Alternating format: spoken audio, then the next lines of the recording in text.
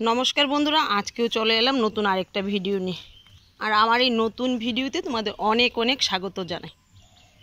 তো বন্ধুরা, তোমরা যারা বলো যে কোনো সার না দিলে কোনো সবজি হয় না, তো তাদের উদ্দেশ্যে বলছি, দেখো আমার টমেটো গাছগুলি কত পরিমাণ টমেটো হয়েছে, দেখো শুধু। আর টমেটোগুলির সাইজ দেখো, অনেকটা বড়। দেখো, আমি কালকে বাজারে গিয়েছিলাম আর টমেটো দেখেছি, একদম ছোট ছোট টমেটো। তো আমার বাগানের টমেটোগুলি দেখে ওইগুলি আমার ভালোই লাগছিল না। আর টমেটোগুলি তেমন দাম নয়, 20 টাকা কিলো। তারপরও কিন্তু এগুলি সার দিয়ে করা, মানে রাসায়নিক সার দিয়ে করা।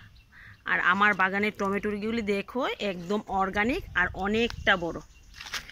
তো যারা বলো যে সার ছাড়া কিছুই হয় না, তো তারা দেখো একটু, এমনিতেই হয়েছে এত পরিমাণ টমেটো। আর কি বলবো, আমারই খুব ভালো লাগছে দেখে। রাসায়নিক সার দিলেও আমার মনে হয় এত বড় টমেটো হয় না। দেখো শুধু টমেটোগুলির সাইজ দেখো। তো কোনো সার ছাড়াই এত সুন্দর টমেটো হয়েছে আমার বাগানে। তো বন্ধুরা, এর মধ্যে শুধু দিয়েছি 2 দিন বা 3 দিন হবে খৈল পচা জল, আর দিলাম মাঝে মধ্যে একটু ভাতের ফেন। তাতেই দেখো প্রচুর পরিমাণ টমেটো হয়েছে। আর বাগানটা দেখে আমারই খুব ভালো লাগছে, তোমাদের কি বলবো। দেখো প্রচুর হয়েছে, প্রায় 20 কিলো হবে এখানে টমেটো হয়েছে। তো বন্ধুরা, তাই তোমাদের বলি, রাসায়নিক সারের কোনো প্রয়োজন হয় না, এমনিতে সবজি চাষ করলে শাকসবজি ভালো হয়।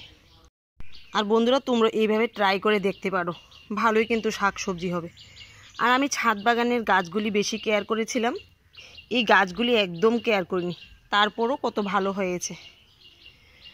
আর দেখো, আজকে এখানে নিয়ে আসলাম কতগুলি কারকুলের মূল। আমার আগের ভিডিওগুলি যারা দেখেছো তারা তো জানো, আমি গত বছর একটা সাইট থেকে প্রচুর পরিমাণে কারকুল পেয়েছি।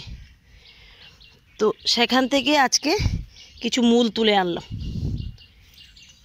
তো এই সাইডে লাগিয়ে রাখি। তো এখান থেকে আবার অনেকগুলি মূল হয়ে যাবে। প্রচুর পরিমাণে আমি কারকুল পেয়েছি গাছগুলি থেকে। আর এই গাছগুলি যদি হয় তাহলে তো কারকুল খাবো কি, বিক্রি করতে হবে। তো দেখো এখানে লাগিয়ে দিলাম।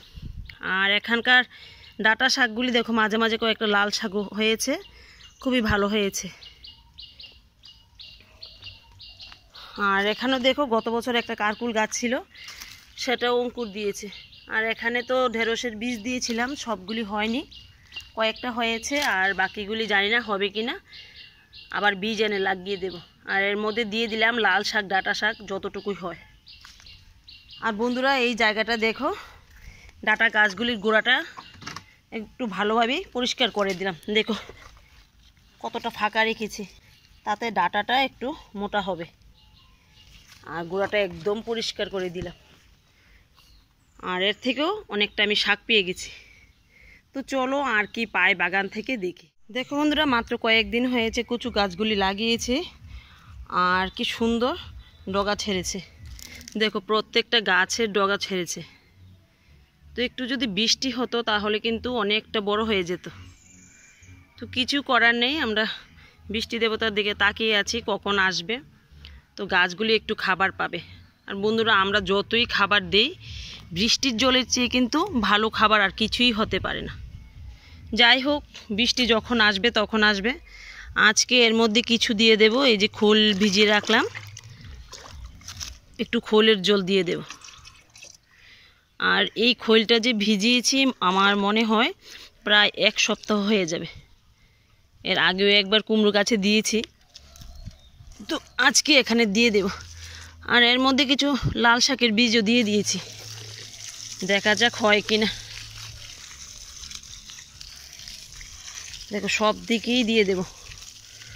আর এই খৈল পচা জলটা পেয়ে গাছগুলি একটু মোটা মোটা হবে, মানে ডগাগুলি। তো লতি হোক বা না হোক, এখান থেকে প্রচুর পরিমাণে শাক কিন্তু পেয়ে যাব। দেখো দিয়ে দিলাম, বাস এইটুকুতেই হবে। দেখো আজকেও এখান থেকে পেয়ে যাবো কয়েকটা বেগুন।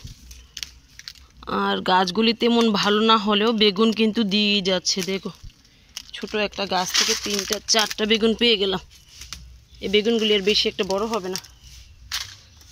আর এখান থেকেও কয়েকটা পেয়ে যাব।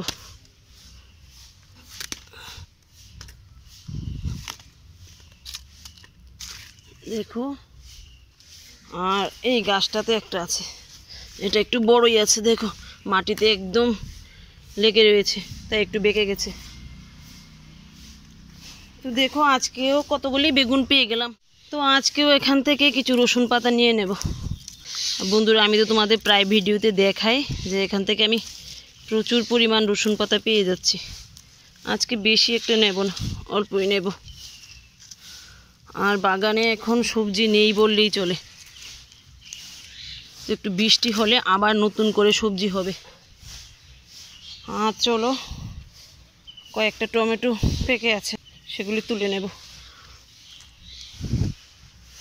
আর দেখো এই যে টমেটোটা, এটা ক্যালসিয়ামের অভাবে এরকম হয়েছে।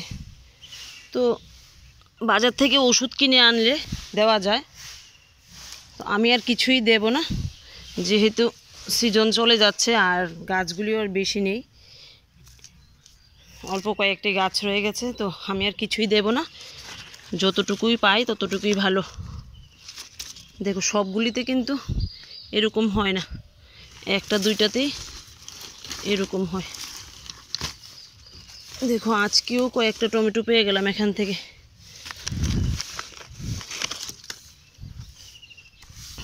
সাতটা টমেটো পেয়ে গেলাম। দেখো বন্ধুরা আজকে বাগান থেকে কতগুলি শাক সবজি পেয়ে গেলাম। এখন একটু শাক সবজিটা কমই পেলাম, কারণ বাগানে এখন আর বেশি শাক সবজি নেই। তারপরও যতটুকু পেলাম আমার কিছুটা রান্না হয়েই যাবে। তো বন্ধুরা তোমরা এরকম অর্গানিক চাষ করো আর অর্গানিক খাবার খাও। ঠিক আছে, আজকে এখানে রাখছি।